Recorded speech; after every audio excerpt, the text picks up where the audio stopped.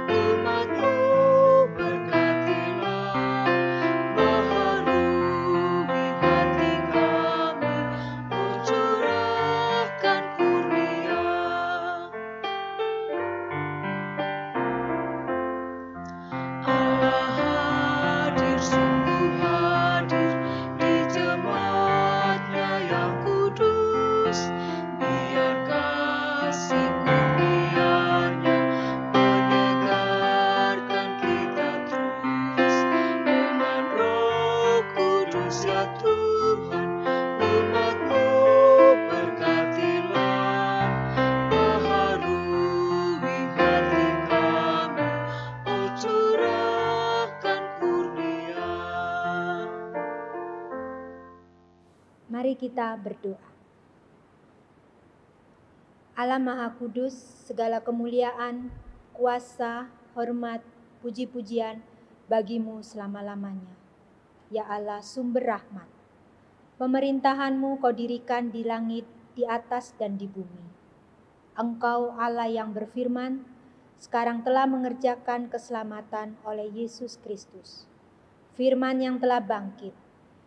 Ya Tuhan, Allah Maha Kudus dan Maha Pengasih, nyatakanlah kehendak-Mu melalui pemberitaan firman, supaya umat mengenal Dikau dan hidup menurut segala titah.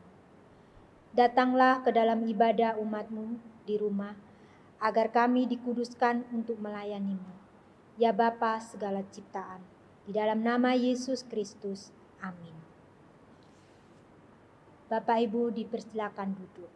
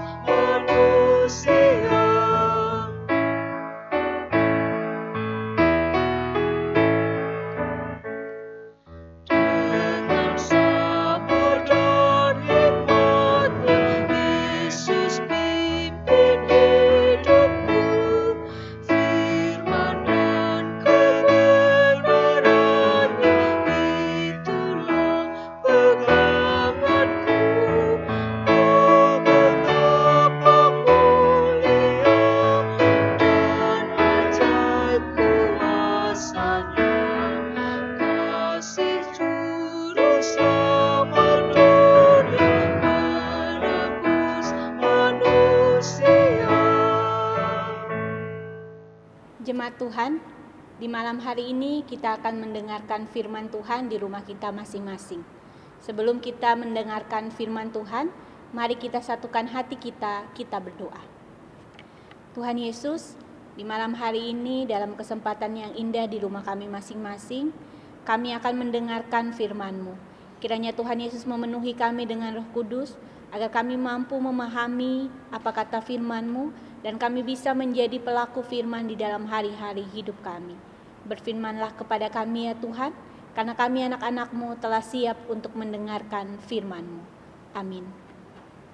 Pembacaan firman Tuhan di malam hari ini terambil dari kitab Yehezkiel, pasalnya yang ke-37, ayat 24 sampai ayatnya yang ke-28.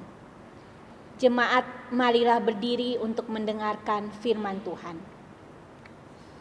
Yehezkiel 37 ayat 24 sampai ayatnya yang ke-28 yang menyatakan, maka hambaku Daud akan menjadi rajanya, dan mereka semuanya akan mempunyai satu gembala.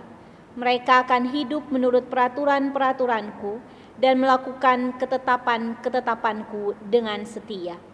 Mereka akan tinggal di tanah yang kuberikan kepada hambaku Yakub, di mana nenek moyang mereka tinggal. Ya, mereka, anak-anak mereka maupun cucu cicit mereka akan tinggal di sana untuk selama-lamanya, dan hambaku Daud menjadi raja mereka untuk selama-lamanya. Aku akan mengadakan perjanjian damai dengan mereka, dan itu akan menjadi perjanjian yang kekal dengan mereka. Aku akan memberkati mereka dan membuat mereka banyak, dan memberikan tempat kudusku di tengah-tengah mereka untuk selama-lamanya. Tempat kediamanku pun akan ada pada mereka, dan aku akan menjadi Allah mereka, dan mereka akan menjadi umatku. Maka bangsa-bangsa akan mengetahui bahwa aku Tuhan menguduskan Israel, pada waktu tempat kudusku berada di tengah-tengah mereka untuk selama-lamanya. Berbahagialah semua orang yang mendengar firman Tuhan dan melakukannya. Terpujilah Tuhan Yesus. Haleluya.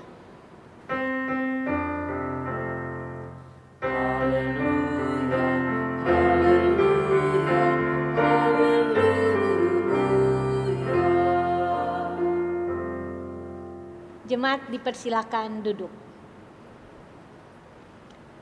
Shalom jemaat Tuhan yang terkasih dalam Tuhan Yesus Kristus. Kiranya kasih Kristus senantiasa memberkati jemaat sekalian.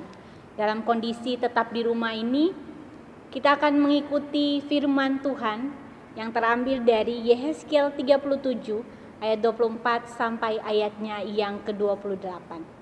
Kiranya firman Tuhan yang akan kita dengar bersama bisa menguatkan hati kita dan bisa membuat kita tenang dalam badai COVID-19 ini.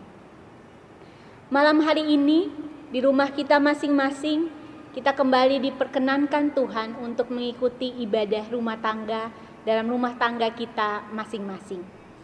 Firman Tuhan di malam hari ini memperkenalkan kita dengan seorang sosok, yaitu Nabi Yehezkiel. Nabi Yehezkiel mempunyai nama yang berarti Allah menguatkan. Dalam beberapa tulisan dalam kitab Yehezkiel, Allah sering menyebut Yehezkiel sebagai anak manusia. Suatu gerar yang menunjukkan kerendahan Yehezkiel sebagai seorang manusia saja. Yehezkiel diangkut ke pembuangan di Babylon pada tahun 597 sebelum Masehi dan melayani sebagai nabi selama lebih 22 tahun lamanya.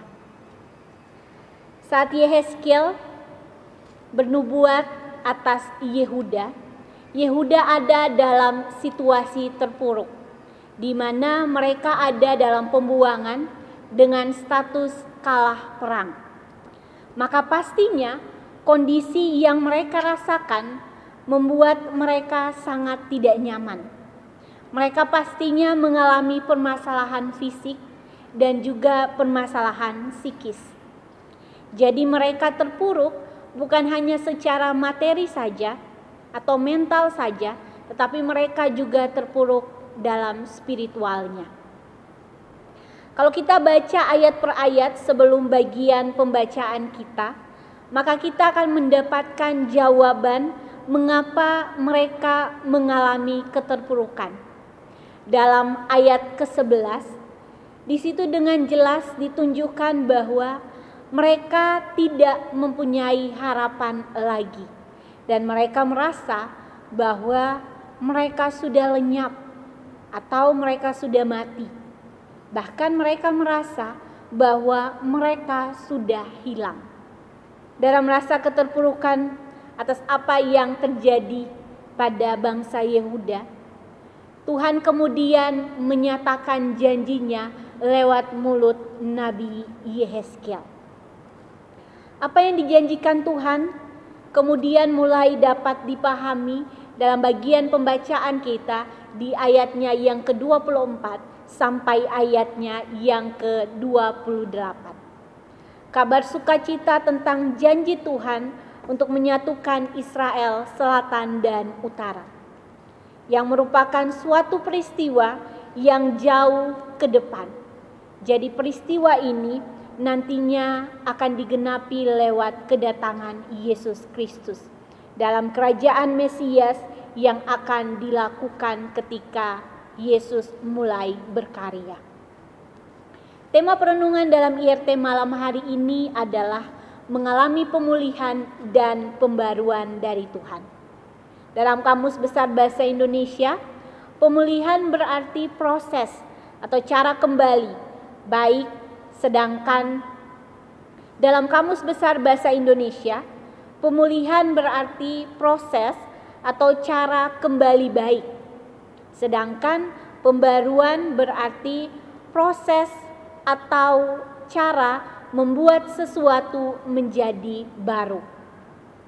Janji pemulihan dan pembaruan dalam ayat 24 sampai 27 menekankan 4 hal. Yang pertama, bangsa Israel menjadi bangsa yang baru di dalam pemerintahan Sang Mesias. Yang kedua, raja yang memerintah adalah raja yang kekal. Poin yang ketiga, hubungan Allah dengan mereka dipulihkan dan mereka memperoleh kedamaian yang kekal serta berkat khusus. Hal dalam poin ketiga ini bisa mereka nikmati, bisa mereka miliki jika mereka bisa melakukan apa yang tertulis dalam ayat 22 dan ayat 23. Yang keempat, Allah akan tinggal bersama dengan mereka. Lalu pada ayat yang ke-28 yang merupakan tujuan akhir dari semua janji pemulihan adalah supaya semua bangsa mengetahui bahwa Dialah Tuhan Allah Israel. Janji pemulihan dari Tuhan yang dibuatkan Yehezkiel merupakan satu janji pemulihan yang menunjukkan kepada kita bahwa dalam kondisi terpuruk sekalipun Tuhan dapat merubah keadaan kita. Dalam kondisi saat ini, ketika kita ada dalam ketakutan, kita ada dalam kekhawatiran, dan dalam pertanyaan kapan corona ini akan selesai, kapan perekonomian ini bisa membaik, kapan saya bisa mendapat pekerjaan lagi, kapan saya bisa bekerja normal dan bisa pulang tanpa mengalami ketakutan ketika akan bertemu dengan anak dan istri. Atau kapan saya bisa bersekolah kembali dan bermain seperti biasanya. Kapan saya bisa mengikuti perkuliahan dengan normal. Semua itu menjadi pertanyaan yang setiap saat muncul dalam benak dan pikiran kita masing-masing. Firman Tuhan di malam hari ini mengingatkan kita untuk senantiasa percaya bahwa kita bisa mengalami pemulihan dan pembaruan dari Tuhan. Mungkin dalam pemikiran manusia, kita menganggap bahwa firman Tuhan yang kita dengarkan hanya menyenangkan atau menenangkan hati kita saja. Tetapi dalam kenyataannya, hidup begitu berat dan apa yang kita dengar hanya adalah wacana saja. Mungkin itu yang terjadi dalam pikiran kita. Salah satu kalimat dalam salah satu renungan yang ditulis dalam SBU bulan Maret, di situ penggalan kalimatnya mengatakan, rawatlah firman Tuhan, supaya firman Tuhan ganti merawat hidupmu. Kita sebagai orang percaya hidup dalam harapan-harapan. Harapan-harapan yang dijanjikan di dalam firman Tuhan. Tetapi harapan yang kita hidupi itu adalah harapan yang pasti. Pasti terlaksana sesuai kehendak Tuhan dan sesuai waktu Tuhan. Janji pemulihan dan pembaruan bukanlah sesuatu yang instan. Israel mengalami banyak pergumulan hidup. Mereka ditegur, mereka dihukum, dan mereka mengalami banyak pelajaran hidup. Bahkan ketika mereka menikmati janji pembaruan itu, mereka hanya mendengar saja. Karena mereka mungkin akan melihat janji pembaruan itu ketika mereka sudah meninggal. Mereka mungkin tidak menikmati secara langsung janji pembaruan itu. Dan kitalah Israel baru yang menikmati janji pemulihan dan pembaruan itu. Janji pemulihan dan pembaruan bukanlah sesuatu yang instan. Bukan seinstan kita memasak Indomie. Mungkin bukan kita yang akan merasakan janji pembaruan dan pemulihan itu. Mungkin saja anak-anak kita atau anak cucu kita atau keturunan kita ke depan. Tidak ada manusia yang tahu bagaimana kepastian hidupnya. Namun Tuhan selalu pasti dalam menepati setiap janjinya.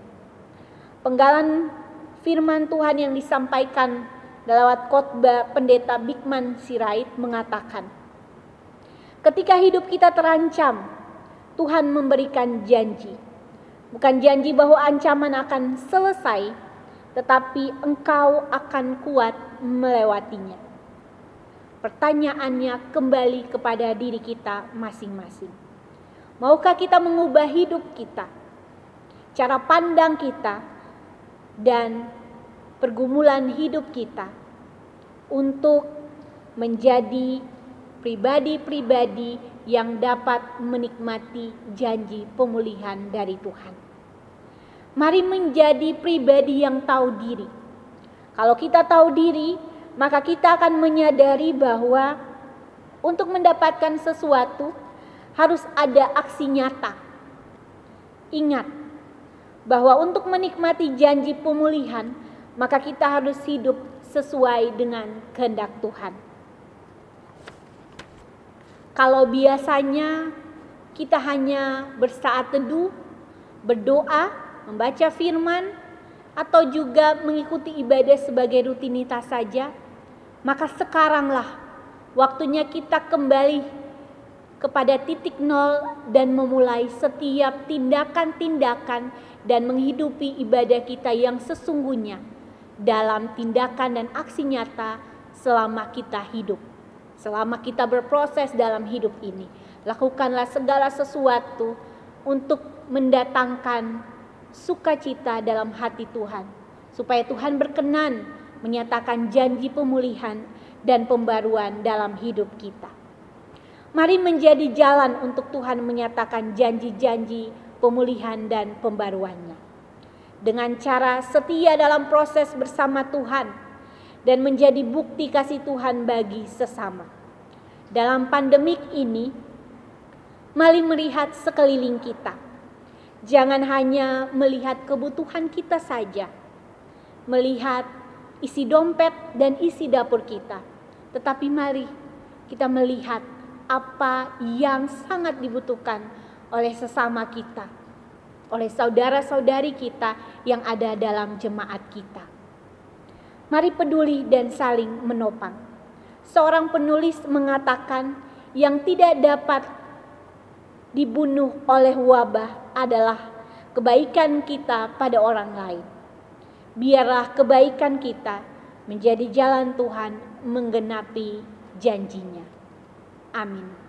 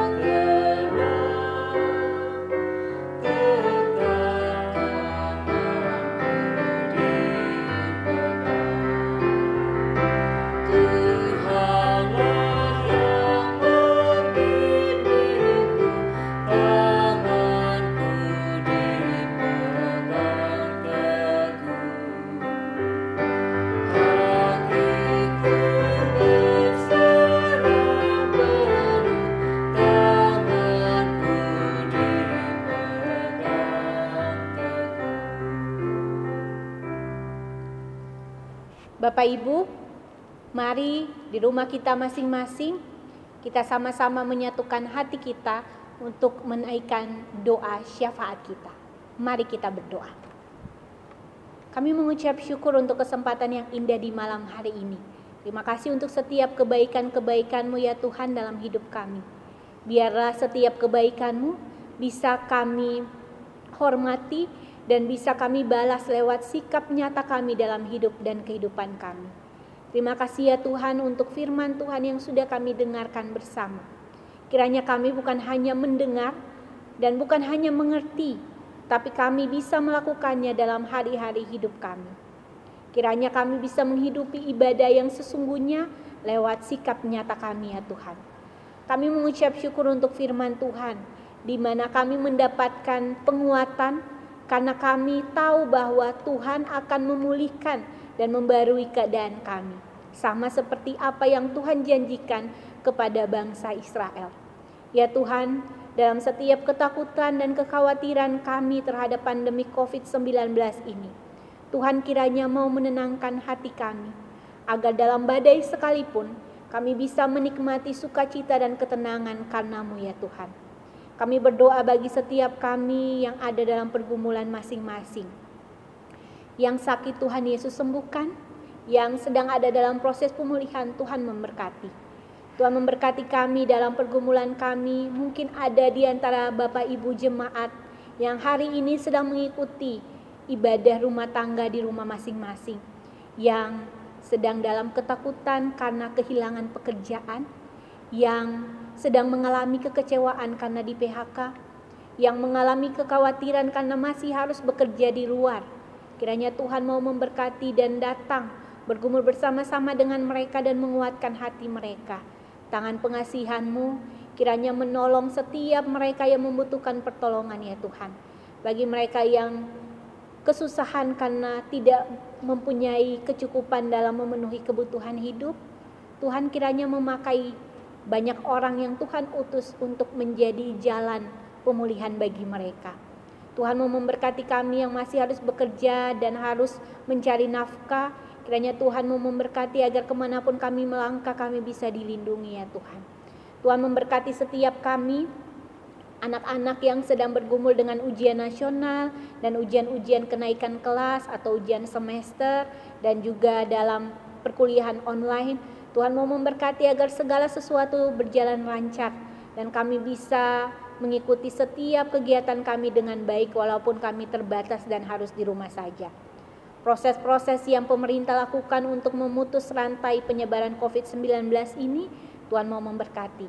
Berkati para tenaga medis, kepolisian, dan setiap orang yang berada di garis terdepan. Tuhan mau memberkati dan menjaga mereka, agar mereka bisa melayani kami dan bekerja dengan sukacita, agar mereka dijauhkan dari COVID-19 ini ya Tuhan. Tuhan memberkati Bapak Presiden, agar beliau juga bisa diberkati dan diberikan kebijaksanaan bersama para staf mereka, agar mendapatkan hikmat, menyelesaikan setiap permasalahan dengan baik. Tuhan Yesus, terima kasih juga untuk para tim multimedia, para pelayan liturgi, dan para majelis serta KMJ kami yang terkasih yang senantiasa turut membantu proses pelayanan agar jemaat mengikuti ibadah dengan baik di rumah masing-masing. Tuhan memberkati mereka masing-masing dengan pelayanan mereka masing-masing ya Tuhan. Tuhan memberkati jemaat GPIB Bukit Sion dan para simpatisan yang turut beribadah di malam hari ini di rumah masing-masing. Kiranya kasih setia, berkat dan sukacita berlimpah dalam hidup dan kehidupan mereka. Ya Tuhan, dalam pengasihan-Mu kami mohon, dengarkanlah doa kami. Sempurnakanlah doa kami dengan doa Bapa kami yang Tuhan ajarkan kepada kami. Bapa kami yang ada di sorga, dikuduskanlah nama-Mu. Datanglah kerajaan-Mu, jadilah kehendak-Mu di bumi seperti di sorga. Berilah kami pada hari ini makanan kami yang secukupnya. Dan ampunilah kami akan kesalahan kami, seperti kami juga mengampuni orang yang bersalah kepada kami. Dan jangan membawa kami ke dalam pencobaan, tetapi lepaskanlah kami daripada yang jahat. Karena Bapa yang punya kerajaan dan kuasa dan kemuliaan sampai selama-lamanya. Amin. Bapak Ibu Saudara, mari kita memberikan persembahan. Dengarkanlah firman Tuhan yang mengatakan, Berilah kepada Tuhan kemuliaan namanya, bawalah persembahan dan masuklah menghadap Dia. Sujudlah menyembah kepada Tuhan dengan berhiasan kekudusan. Dari kitab 1 Tawarik 16 ayat 29.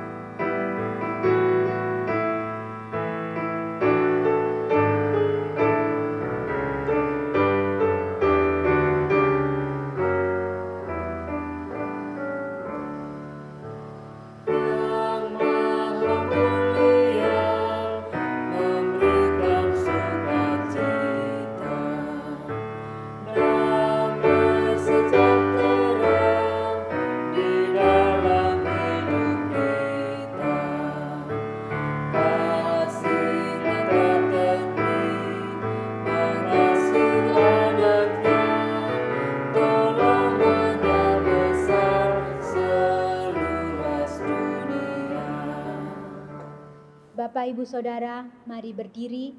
Kita akan berdoa untuk persembahan. Ya Tuhan Allah kami, hidup yang Kau karuniakan sungguh melebihi apa yang kami pikirkan. Segala pekerjaan yang tidak sempurna telah Kau sempurnakan oleh Kristus Yesus.